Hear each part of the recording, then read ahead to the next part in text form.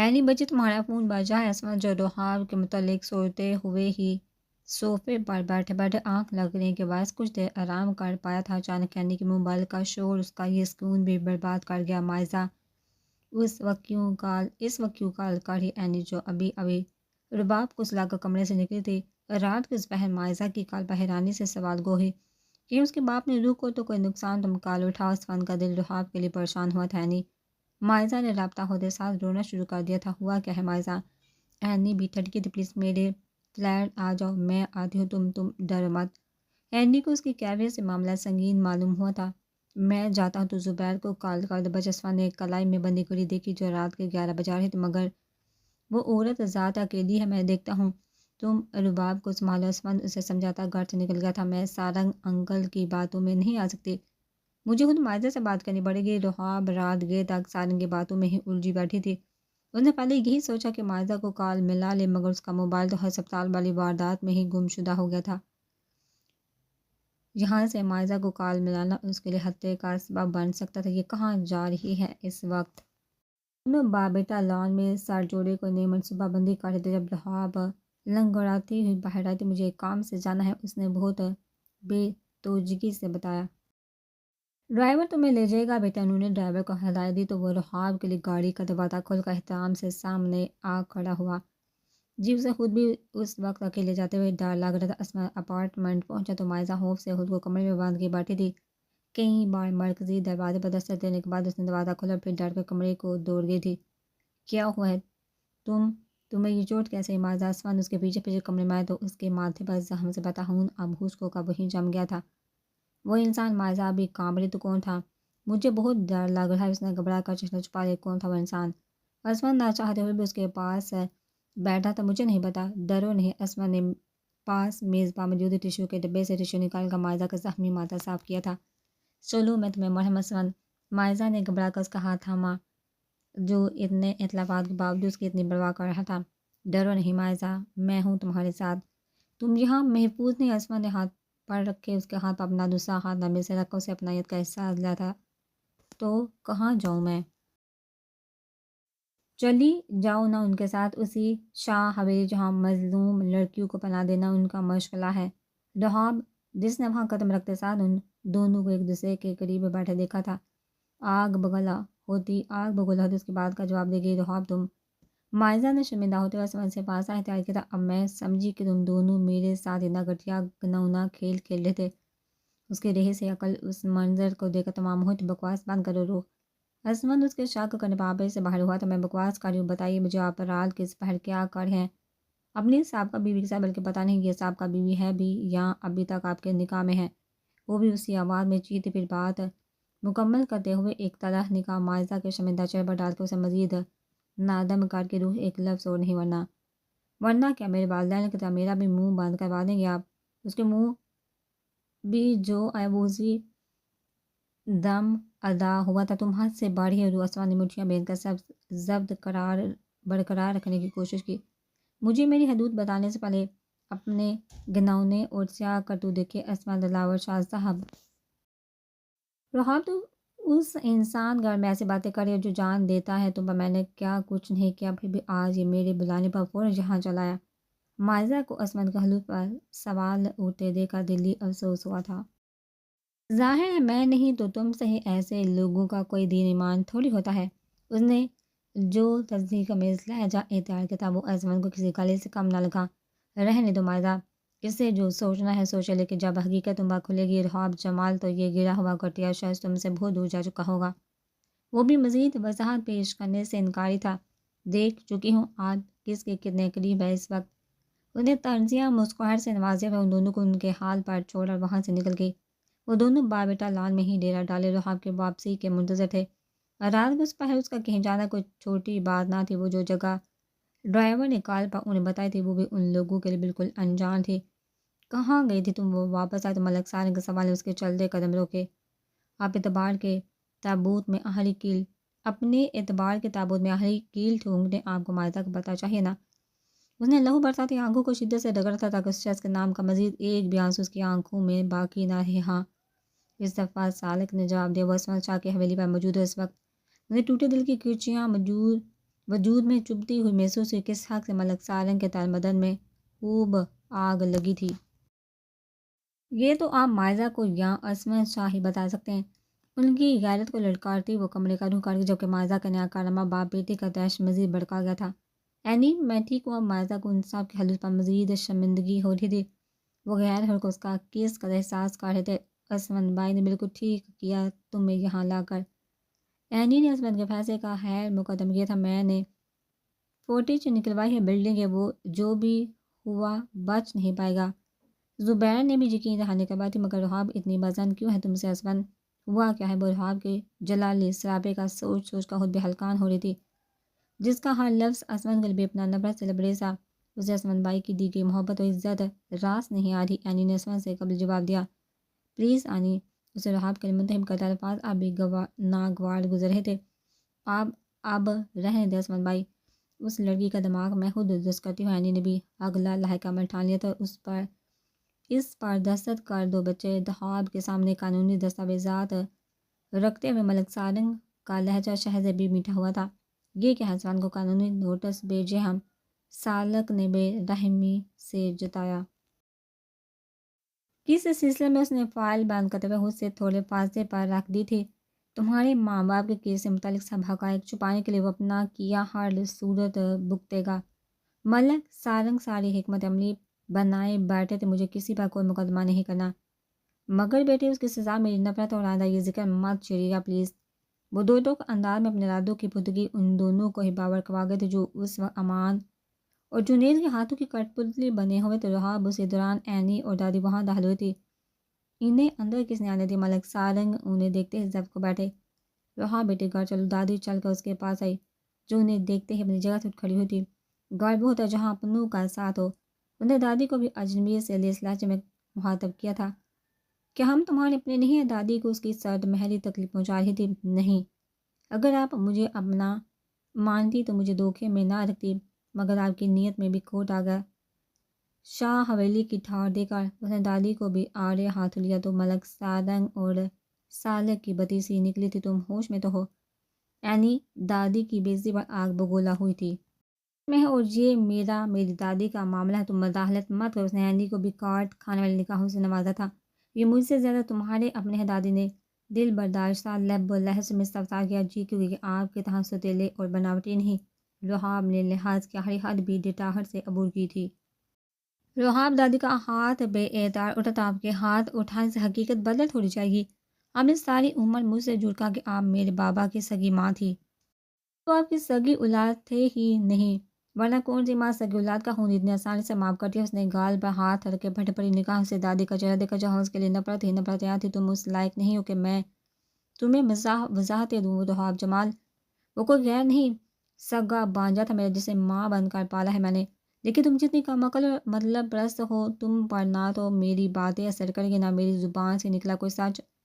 دادی نے بھی اس کی سنگ دلی کے سامنے ہمت ہار لی تھی۔ لے جاؤ انہیں۔ ملک سارنگ نے اسی دم گارڈز کو بلایا تھا۔ تم جس پستی میں خود کو گرا رہی ہو، رحاب، اللہ کرے کہ تمہیں وہاں سے سرخرو ہونا نصیب ہو جائے۔ دادی کو لی اینی نے جاتے جاتے اسے بے بسی کے عالم میں دعا دی تھی۔ ایسا کیسے کر سکتی ہے وہ؟ میں خود جا کر کان کھینچتی ہوں اس کے۔ دادی کے ساتھ رحاب کی بد لحاظی کے متعلق پتہ لگتے ہی اماں جان کا بھی پاڑا چڑھا تھا۔ جتنی نا معقول وہ ہو چکی ہے، اگر آپ دونوں سے کوئی بد لحاظی کر گئی تو میں بھی اپنا آپ کھو دوں گی اماں جان۔ اینی نے انہیں کوئی بھی قدم اٹھانے سے روک دیا، مگر اینی زبیر کو اس کا روکنا کڑکا تھا۔ پلیز زبیر، میرے اس فیصلے کا احترام کرے۔ اینی نے اصرار کیا تو وہ بھی چپ سادھ گیا۔ ٹھیک ہے بچہ، اماں جان نے بہو کی ہاں میں ہاں ملائے، روح کو دادی سے بد لحاظی نہیں کرنی چاہیے تھی۔ عصمت نے دادی کے پہلو میں بیٹھتے ہوئے انہیں کندھے سے لگایا تو وہ آنسو بہنے سے روک نہ پائی۔ دادی جب سے گھر آئی تھی، رحاب کے وہ نفرت امیز جملے مسلسل کان میں گونجتے محسوس کرتے۔ انہوں نے جس بانجے کے لیے اپنی پوری زندگی وقت پکار دیا، آج اسی کی اولاد ان کے حلوز پر سوال اٹھا گئی تھی۔ بہنوں کی وفات کے بعد محض بانجے کو ماں بن کر پالنے کے لیے انہوں نے خود پر ہر خوشی کو حرام قرار دے دیا تھا۔ جمال ملک کی پرورش کے لیے انہوں نے کسی سے شادی تک کرنے سے صاف انکار کر دیا تھا۔ جمال اور زارا کے چلے جانے کے بعد رحاب کو ماں بن کر پالا تھا انہوں نے، مگر وہ بدبخت ملک سارنگ کی بات میں آ کر ان کی ہر قربانی کو برباد کرنے کے در پہ تھی۔ دادی کو جو کہا نا آپ نے دوائی لی ہے کل یوں تو آپ بیمار پڑ جائیں گے۔ دادی کے لیے کھانے کے لیے سجا عثمان دستک دیتا ان کے کمرے میں داخل ہوا تھا۔ اس نے کتنی آسانی سے میری ممتا پر سوال اٹھایا عثمان، میں نے جمال کو ماں بن کر پالا، اس سے زیادہ میں نے اس کی پرواہ کی ہمیشہ، اور آج اس کی بیٹی نے میرے ہی ہلوس پر انگلی اٹھا دی۔ ان کا بھیگا لہجہ عثمان کو مزید غمزدہ کر رہا تھا۔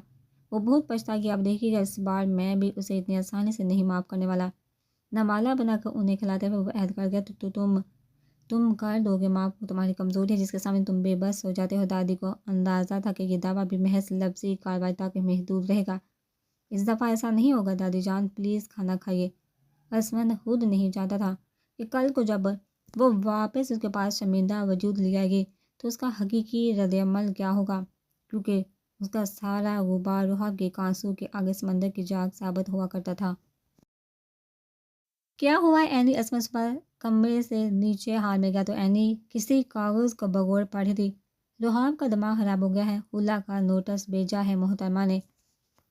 عثمان اس کا جواب سنتے ہی سخت میں چلا گیا تھا، لاکھ ناراضگی سے، مگر روحاب اتنا انتہائی قدم اٹھانے کی حد تک نہیں جا سکتی تھی۔ دکھاؤ، عثمان نے نوٹس خود بغور دیکھا تھا۔ عثمان بھائی بہت ہو گیا لحاظ، اب بھلے کثیر کا لائیں مگر واپس لے کر آئیں گے اسے۔ اینی کا صبر بھی جواب دینے کو تھا، وہ جب سے ملک مینشن آئی تھی تائی جان کا رویہ اس سے بہت کھچا کھچا تھا، وہ کم از کم اسے مخاطب کرتی تھی۔ خود روحاب کو بھی یہ فاصلہ عبور کرنے کی کوئی خاص خواہش نہ تھی۔ ملک سارنگ اور سالک نے اسے ہر آسائش فراہم کر رکھی تھی جو اس کے لیے اس حالت میں بھی کافی تھی۔ روحاب بیٹے کچھ چاہیے تمہیں؟ وہ کچن میں پانی لینے آئی تو تائی نے اسے بہت محبت سے ہم کلام کیا تھا، ورنہ تائی کے سامنے ان کا رویہ سرد تری رہتا تھا۔ نہیں تائی امی، اس نے بھی ادب سے جواب دیا تھا، تمہارے تایا کہاں ہیں؟ ان کی بات اتنی آسانی کے پاس کری روحاب کو بھی وہ کسی سرگوشی کی ماننے لگی تھی، وہ تو کہیں گے ہیں، مجھے کچھ ضروری بات کرنی ہے تم سے۔ تائی نے کچن میں لگے میز کی ایک کرسی گھسیٹ کر اسے بیٹھنے کا اشارہ کیا۔ جی۔ انہیں کھڑے کھڑے کی بات سننے میں دلچسپی ظاہر کی تھی، ان باپ بیٹوں سے محتاط رہنا۔ تائی نے اس کے کان کے قریب ہونٹ لے جا کر سرگوشی کی تھی، کیا مطلب؟ روحاب کو اس خبردار کرنے والے انداز پر جھٹکا لگا تھا۔ مطلب یہ کہ ان کے لیے وہ بہت کچھ بتانا چاہتے تھے مگر تبھی کسی کے قدموں کی چاپ نے انہیں چپ سادھنے پر مجبور کیا۔ آپ کیا کہہ رہی ہیں یہاں؟ کیا کر رہی ہے یہاں؟ سالک نے بہت ہاردار لہجے میں ماں سے سوال کیا۔ وہ میں روحاب کے لیے جوس، انہوں نے میز پر کے جوس کے گلاس کی طرف اشارہ کیا، وہ سب ملازمہ دیکھ رہی ہے۔ اب کمرے میں جب اس نے ماں نے یہ انداز میں ماں کو ہائپ کیا تو وہ مجبوراً کمرے کا رخ کر گئی تھی۔ تمہیں بابا صاحب نے یاد کیا؟ اس نے اگلی ہدایت روحاب کو دی، جی میں آتی ہوں۔ اسے ماں سے سالک کا بے مربت رویہ پسند آیا تھا مگر وہ اس معاملے میں کچھ بھی کہنے کا حق کہاں رکھتی تھی۔ پانی پینے کے بعد وہ نیچے لاؤنج کا رخ کر گئی تھی جہاں وہ باپ بیٹا اس کے لیے نیا جال بچھائے بیٹھے تھے۔ سمی نے بھیجا یہ روحاب نے حالی آنکھوں سے قانونی نوٹس دیکھا تھا تو اور ملک سالک اس کی بیچگینی سے کراہت سی محسوس مگر وہ نہیں کر سکتے ایسا۔ روحاب کو یقین ہے کہ عثمان اسے طلاق دینے کا فیصلہ کر چکا ہے۔ پھر کیا ہم نے کیا ہے یہ سب؟ نہیں تایا جان، میرا وہ مطلب نہیں تھا۔ انہیں کاغذ واپس طے کرتے ہوئے میز پر پھینکا تھا۔ بدبخت کو تمہاری حالت کا بے خیال نہیں ہے۔ ملک سارنگ نے بھی بناوٹی ہمدردی جتائی تھی، تم فکر نہ کرو روحاب، میں اور بابا سائیں اسے عدالت میں گھسیٹیں گے۔ اس کی ضرورت نہیں، یہ ہم دونوں کا ذاتی معاملہ ہے۔ مجھے خوشی ہوگی اگر آپ میرے معاملات میں بے وجہ مداخلت نہ کریں۔ وہاں سے اٹھ کر جاتی وہ اب بھی اپنے اسی موقع پر قائم تھے جو ان باپ بیٹے کے راہ میں سب سے بڑی رکاوٹ تھا۔ اس کا وہی علاج کرنا پڑے گا جو امان نے بتایا ہے۔ سالک کو اس کی بازید فطرت کے لیے وہی حل مناسب لگا جو امان نے ان باپ بیٹے کو تجویز کیا تھا، مگر مالک ملازمہ اسے جوس میں کچھ ملاتا دیکھ کر سمجھ گئے تھے کہ اس کے ارادے کسی صورت نیک نہیں ہیں۔ جو کہا ہے وہ کرو، یہ پورا جوس تم نے پلانا ہے اسے۔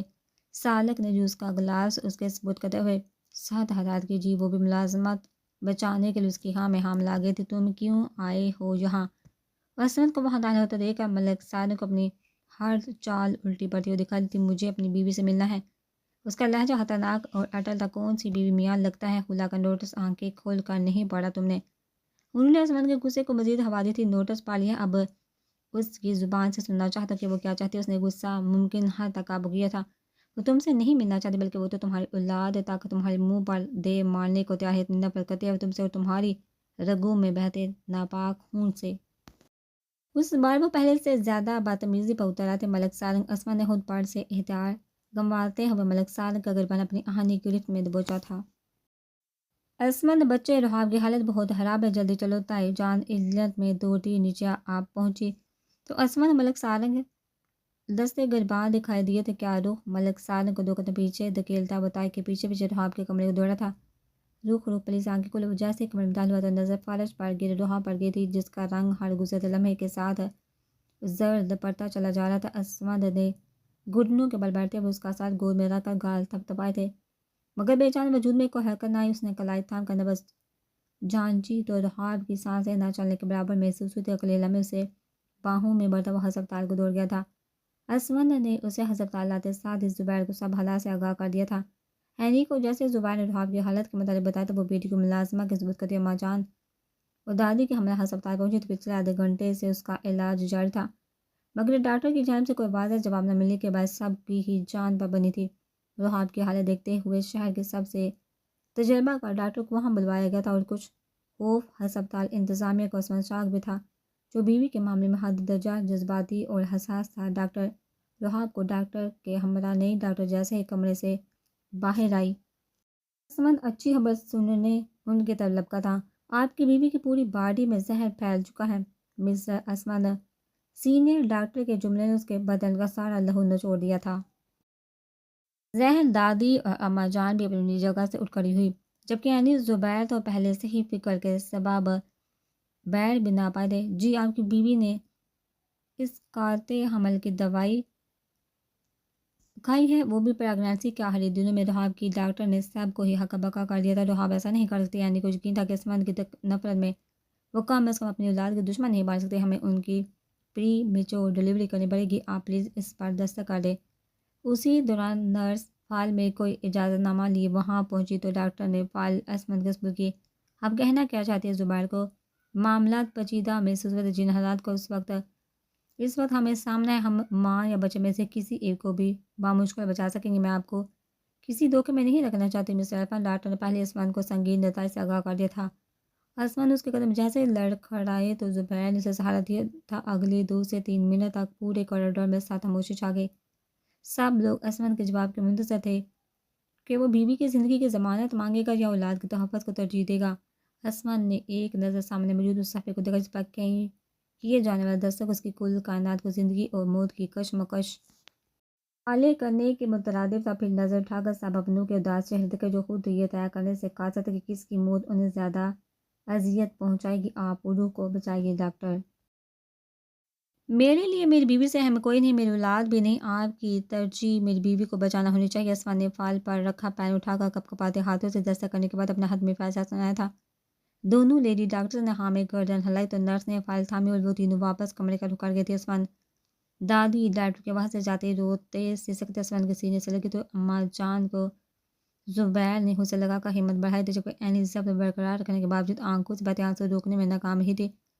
روح کو کچھ ہوا تو ایک نہیں 2 جنازے اٹھیں گے۔ دادی جان عثمان بی بی کی آواز میں شکست تسلیم کر گیا تو اس نے اپنی ہونے والی اولاد کو اس دنیا میں آنے سے قبل ہی آنے والے حالات کے آس سے بتانا چھوڑتے ہوئے بیوی کی زندگی کی بھیک مانگی تھی، جس کا بچنا نہ بچنا بھی اس وقت ایک معمہ بنا ہوا تھا۔ اللہ سب ٹھیک کرے گا بیٹا، اماں جان نے اسے امید دلائی، مگر ان کا اپنا دل نا امیدی کی دلدل میں دھنس چکا تھا۔ رحاب کا آپریشن ہنگامی بنیادوں پر شروع کر دیا گیا تو عصمت وہاں مزید ایک لمحہ نہ بیٹھا تھا۔ اس نے سیدھا ہسپتال میں موجود مسجد کا رخ کیا تھا۔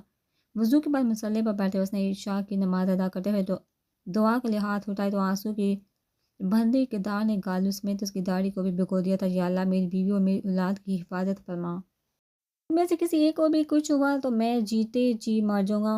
ان پر آئی تمام سختیاں مجھ پر آ جائیں میرے مالک، بس وہ دونوں بخیر عافیت گھر واپس آ جائیں۔ میری روح بہت مظلوم ہے، اسے میری کسی کوتاہی کی سزا نہ ملے اللہ پاک۔ رات کی خاموشی میں حالی مسجد کی سسکیوں سے گونجنے کے باعث بہت دلہراش ماحول بن چکا تھا۔ عصمت جلدی چلو بھائی۔ اسی دوران پولیس کی وردی میں ملبوس زبیر اپنے جاگرز اتارتا وہاں دوڑ کر پہنچا تھا۔ کیا ہوا؟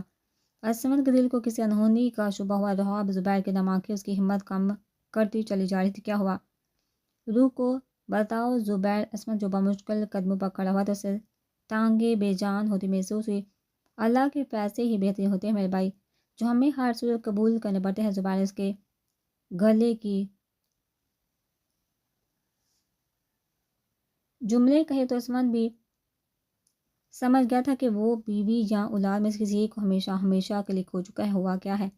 زبیر جیسے سخت جان شخص کو ہچکیاں برتا دیکھ کر عثمان کا دل آہستہ آہستہ دھڑکنا چھوڑ رہا تھا. اس میں اب اتنی بھی ہمت نہ بچی تھی کہ واپس وہاں جا کر اپنی عزت کے سب سے بڑے خسارے کا سامنا کر سکے. عثمان وہ زبیر کے ہمراہ واپس آپریشن تھیٹر کے باہر پہنچا تو دادی جان نمکین آنکھیں لیے اس کے گلے لگے تھے. دادی جان عثمان کا دل مزید دہلنے لگا تھا. بہت بہت مبارک عثمان بھائی، آپ کو اللہ نے اولاد نرینہ عطا کی ہے. اینی نے اسے مبارکباد پیش کی تھی. وہ ٹھیک ہے. اسے اب بھی رحاب کی فکر ستا رہی تھی. ایسا ہوا ہے شاہ صاحب، ماں اور بچہ دونوں پر اللہ کا کرم ہوا ہے، لیکن آپ کا بیٹا کچھ دن انڈر آبزرویشن رہے گا. وہاں آدھی ڈاکٹر ماں اور بیٹا دونوں کے حالے سے ان سب کو اگا گیا تو عصمت کے سینے سے کوئی بھاری بوجھ اترا تھا. محدود سے مل لوں، اس نے فوراً مطالبہ کیا. بیٹے کو نہیں دیکھو گے؟ دادی نے اسے اولاد کی یاد دلائی جسے بیوی کی محبت میں وہ بالکل ہی بھول گیا تھا. پہلے اس کی ماں کو دیکھ لو، ورنہ بیٹے کو دیکھنے کے لیے اس کا باپ زندہ ہی نہیں بچے گا. اس کے انوکھے جواب پر وہاں موجود ڈاکٹر اور نرس بھی مسکرا دی. آپ مل لیں ان سے، وہ بھی ابھی ہوش میں نہیں، لیکن آپ دیکھ سکتے ہیں انہیں. ڈاکٹر نے نرس کو اشارہ کیا کہ عثمان کو وارڈ میں لے جائیں. اسے کچھ دیر قبل ہی پرائیویٹ وارڈ میں منتقل کر دیا گیا تھا. دوائیوں کے زیر اثر ابھی تک اسے ہوش نہ آیا تھا، مگر حالت اب مکمل طور پر حادثے سے باہر. عصمت جیسے ہی کمرے میں داخل ہوا تو بڑے بڑے قدم اٹھاتا بیٹھ کے طرف بڑا تھا. رخ اس نے روتے ہوئے رحاب کے ماتھے پر ماتھا جوڑ کر اسے پکارا تھا. عثمان وہ بے ہوش ہے. اس کے پیچھے پیچھے آتی دادی نے اسے سمجھایا تھا، میرے اللہ نے مجھے نئی زندگی عطا کی، تم ہو تو حسن شاہ ہے. عثمان نے سب کی موجودگی کو ہاتھ میں لائے بغیر اس کا ماتھا چوم کر رب کا شکر ادا کیا. اب چل کر بیٹے کو بھی دیکھ لیں بھائی، ہم ہیں رحاب کے پاس. اینی نے اسے چھیڑنے والے انداز میں ٹوکا تھا.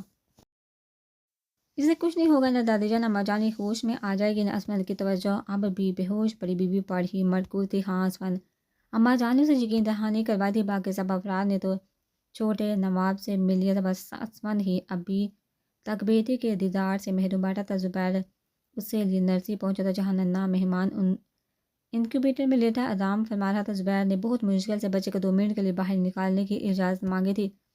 یہ جناب تو ہو بہو بابا کی کاپی ہے.